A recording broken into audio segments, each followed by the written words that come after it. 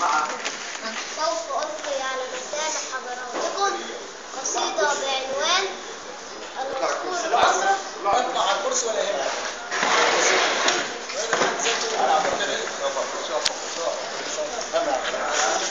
سوف ألقي على لسان حضراتكم قصيدة بعنوان الصوت يا جماعة عشان مفيش ميكروفون ده طفل.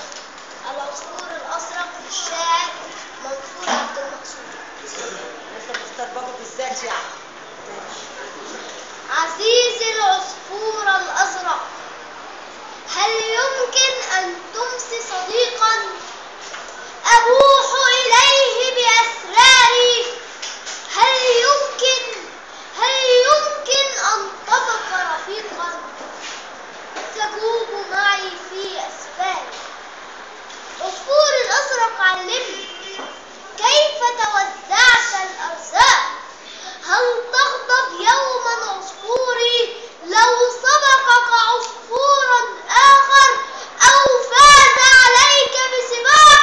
هل يمكن عصفوري الأزرق أن أصبح إنسانا آخر، أن أنسى معاني الأخلاق، أن أهجر كل معاني الصدق، ألا أتكلم غير مفاق، أن أذرف دمعا للمقتول واحمل قاتله على الأعناق؟ عصفور الأزرق أخبرني، هل يمكن أن أبقى ضدان، أن أبدو ملاكا وشيطان، أبدو صنديدا وجبان، أن أعمل صبحي قبطان والليل أكون القرصان؟ عصفوري هل أبدو حزينا أم أبدو بائس غضبان؟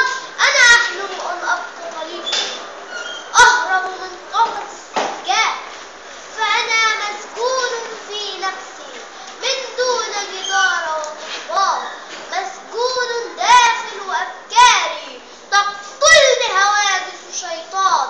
عصفور الأزرق، لو أنت تفردني جناحك فأطير، أبحث عن أرض أعرفها، النور أجل معالمها، الصدق أحب معانيها.